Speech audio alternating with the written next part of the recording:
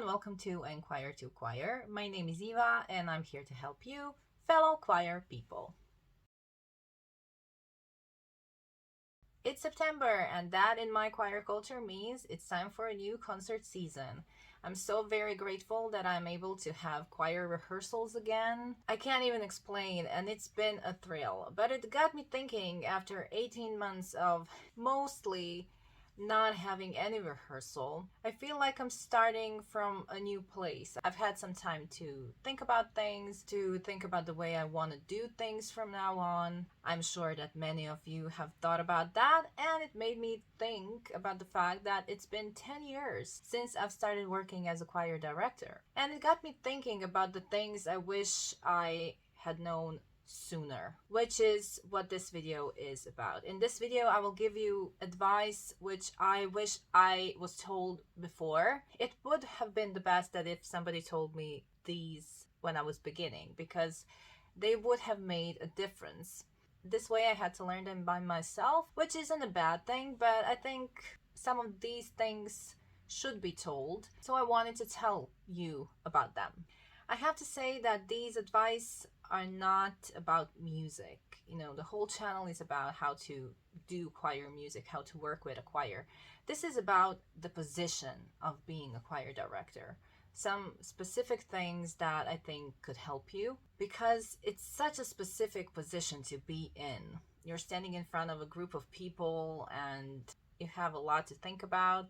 You have a lot to do, but nobody understands you other than those who have been in your shoes. So I hope you find this video helpful, and let's get started with it.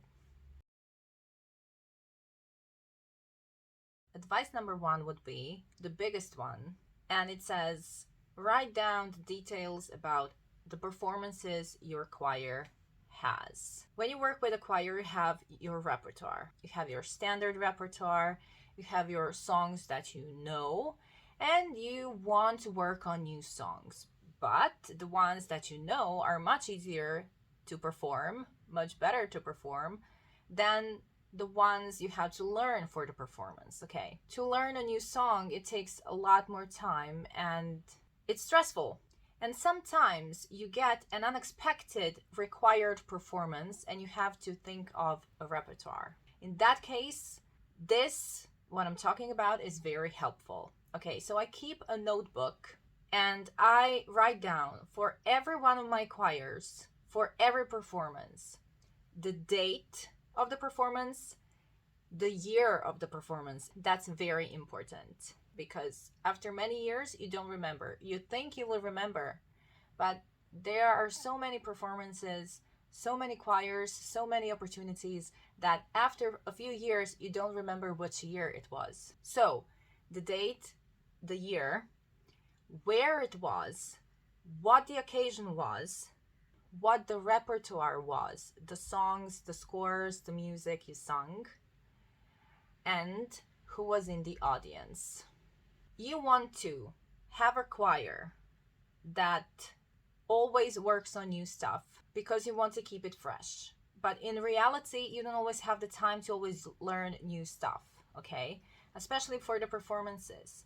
There are particular parts of the season where you have the time to learn new music. But for some occasions, you don't really have the time.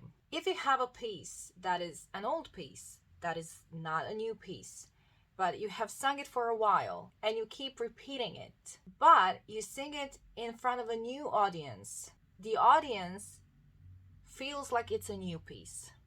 Or you have an occasion that keeps repeating every year. A good example is a Christmas concert. Every year I have to bring on a full Christmas concert. After a few years, I don't have any ideas. So I don't want to repeat every year the same repertoire. But after a few years of not singing a particular piece at a Christmas concert, I can repeat it, because if we sang it in 2014 and now is 2021, I can repeat it without any hesitation. Do you understand why this is helpful?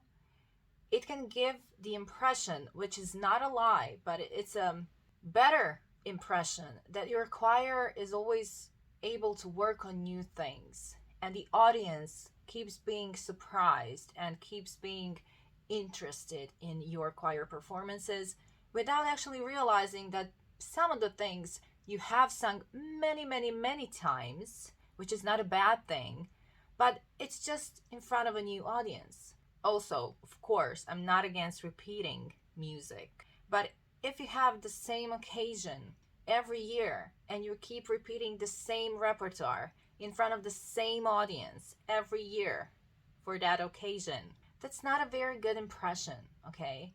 So you have to use this little trick, and it helps for you to have everything written down. I've been with one of my choirs for 7 years now. I don't even remember what we sung in 2014, but I have my notebook. I can show you. This is my notebook. It literally says notebook.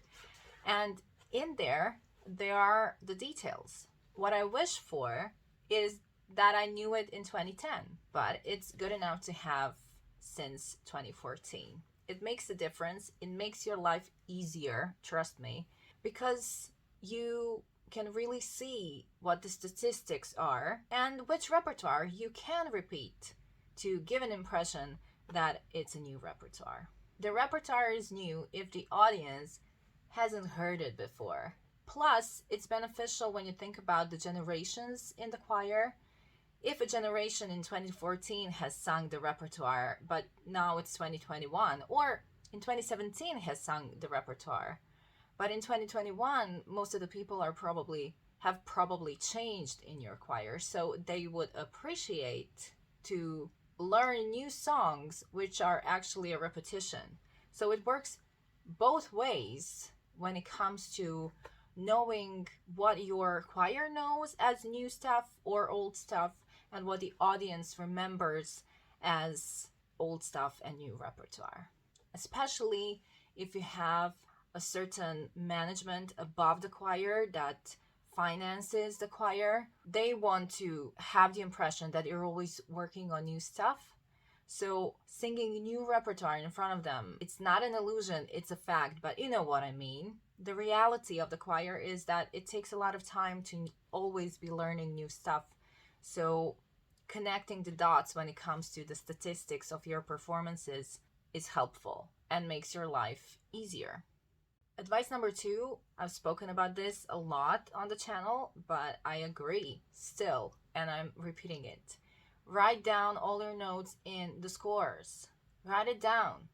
You think that you will remember everything, that you will remember everything you say to your choir during the rehearsal, all of the things you told them that you would give them as conducting signs, all the notes that you've ever thought during the music, you think that you will remember. And maybe you will remember for a certain amount of time, but then you let go of a certain piece and a few seasons pass, and then you take the score again to sing and you don't remember all of the details. Write everything down and teach your choir to write things down. It's much easier to remember things when you have the memento for it in the scores. Also, during the rehearsal, you know how it is. We talk a lot. We try to explain, we try to teach, we try to work a lot and do a lot during one single rehearsal. And I'm sure you've been in this situation before when during the rehearsal you say something so smart, or you say something that turns out to be really immediately effective, and you think, okay, I have to remember that. Write it down immediately, okay? How many times I have told something smart unexpectedly without thinking. I said something, or it doesn't have to be that smart. It just turns out to be really effective, which I didn't expect. And then I don't write that down because I think, okay, I will write it down later. Write it down immediately. Okay, that's just 10 seconds out of the rehearsal, but it could help you, because when you build a book of these accidental effective solutions, you become a powerhouse. It's a habit that you have to learn. If you dedicate the time and the intention for it, it will become easier and it will help you.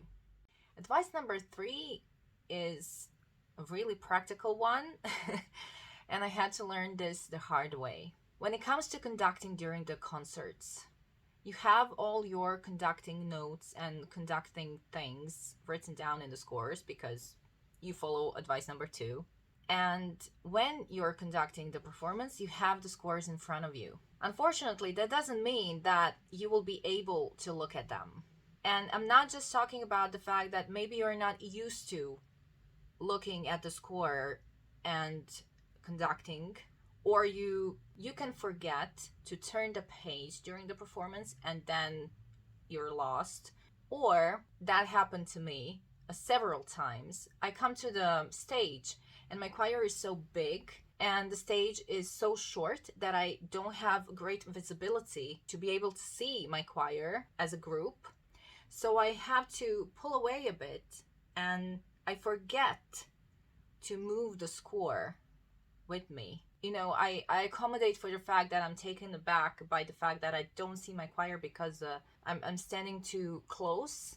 So I pull back to see them better and I don't have the time to take the notes with me. And then I don't have the scores in front of me and I have to perform and conduct by heart. And you would be surprised how many times that happened. Because when you're on the stage, things move differently. You don't have the time. You don't have the extra 15 seconds to get that, okay? If I'm on the stage and I have to choose between taking my scores and going to the piano to get the pitch for my choir to start, I will take the latter. That means I have to be prepared, mentally prepared as well, for the fact that I will not have the scores in front of me. Maybe I have the scores in front of me, I'm able to turn the pages, I'm able to see everything clearly, but the lighting changes during the performance and suddenly I can't see my scores. I'm just saying, when you're practicing conducting, when you're thinking about that, just try not to be, all of you in the score. That's not good for the choir either. You have to have eye contact. But just don't rely 100% on the fact that you will have the scores. Use it as a reminder, not as a 100% certain guidebook. Advice number 4. It concerns a topic I will talk about more here on the channel because that's actually the number 1 question I get. How to get respect from your choir. I know that many of you are in that role as former member of the choir or a stand-in for the previous director, and you don't feel like you have the authority to be respected. And it's a fine line between being respected and being an egomaniac. I'm being very honest here because it's such a strange position to be in. You're standing in front of a group every time, every rehearsal. And again, none of your choir members know what you're going through. And they think, I've been in that situation several times, especially being really young, and let's be honest, a woman. I'm not saying anything strange, it's just a fact, because when I have 20 men in the choir and I'm standing in front of them and telling them to do things, they don't take it very well. And I think that's the reality we know. So the question is how to gain the respect and the authority. And many people say that you just have to ask for it, or you just have to, be that person. And that may be true, okay? It comes from you. But what I learned during my career is the fact that if I'm consistent, if I consistently show that I'm willing to work, that I'm thinking about my choir, that I'm working on it, that I'm capable, that I know what I'm doing, and that what I'm doing is effective, that gets me respect and authority. There is that saying that if you want to take off a coat of a person, the wind will blow really hard, use a lot of force, and will not be able to do it because the harder it blows, the more the man is willing to have the coat. But if you're the sun and you shine for a long time warm, he will take it off by himself. That's something to think about as well. But the most useful sentence I've been told is, the more responsibilities you have, the more authority you have to have. And that is a sentence I actually said a few times to my choir, to my choir management. I said, listen, you expect of me to do this, and this. So if you expect me to do that, give me the authority to do that, because I can't do that if you don't give me the authority. The choir management should reflect the fact that I have the authority to be responsible for doing these things. Okay, so it's a mix, and we will expand on this, but just don't be an egomaniac. Okay, they will resent it. They will resent it. They will, because nobody likes that, you know.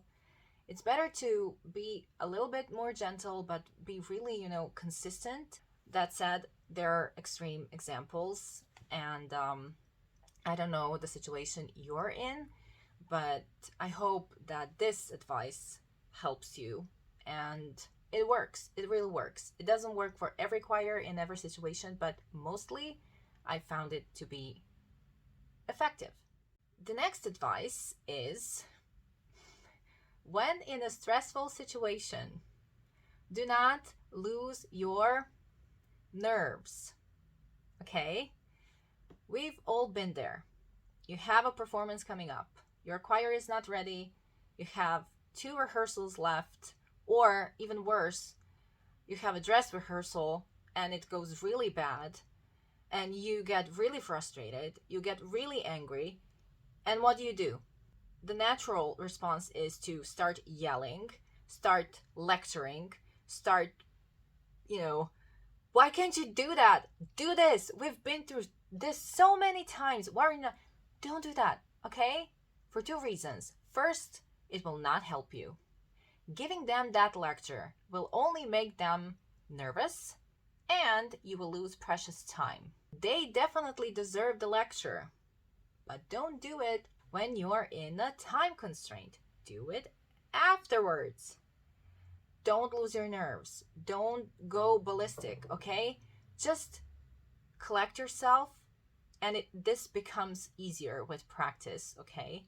Collect yourself, just find your center some way. It's not about keeping your calm, but it's about realizing that if you lose yourself right now, at that very moment, you already lost.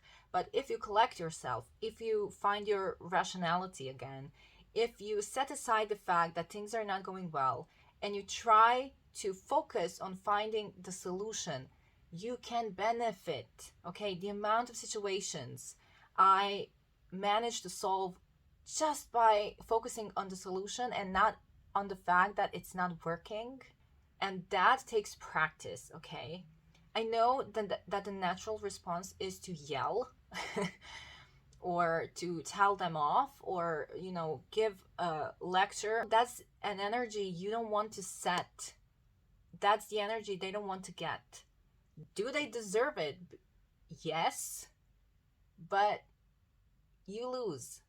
Okay, this becomes easier with practice, with experience. When you experience several times that you've managed to solve several crises, the performances were actually not that bad. Some of them were even great. Okay, so with time it will become easier, but just try to collect yourself and don't lose your precious time on lecturing. Use that time to try to fix the problem. And my final advice is something that I'm going to say, but I will preface it by telling that I know that it's not the same for every choir, that your situations can be different. It depends on the choir. It depends on the nature of the choir budget, choir finances, choir management, choir situation, choir season, choir circumstances. And some of you, most of you on the channel, are in the position of being a choir director voluntarily, But if your choir has a budget for everything and you're working for free, that's not okay. And the sad fact is the choir management and the choir will never think of the fact that you should be paid if you don't say that yourself. Most of the non-professional choirs don't realize how much work it is to be a choir director. How stressful, how painful, how time-consuming.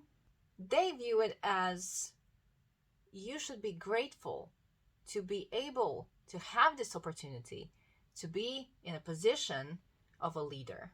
It somehow turns out like you were elected and that's why you have to be grateful and you don't have the right to be monetarily compensated. That's not true. And if you think that you will start getting paid if you show that you're worth of the position, the harsh truth is you will not. You have to ask for it. And I'm not saying leave if you don't get paid or give a tantrum because you're not getting paid. It's just something you have to notice and you have to respect yourself and they have to respect you. So if you have a choir that has the budget but doesn't think of the fact that you should be paid, that's concerning. That said, I have been in situations when I worked for free. I was at the beginning of my career, and to be given an opportunity was beneficial for me. So there are many different situations. And of course, in religious choirs, it's different.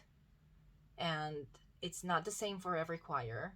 And I'm not saying that you should start a war or leave the choir director's place if you're not getting paid.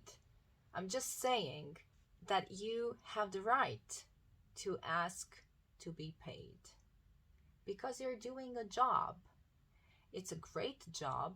Not many people do it, but you work a lot, right? And you deal with a lot of things. Okay, I got really passionate about this.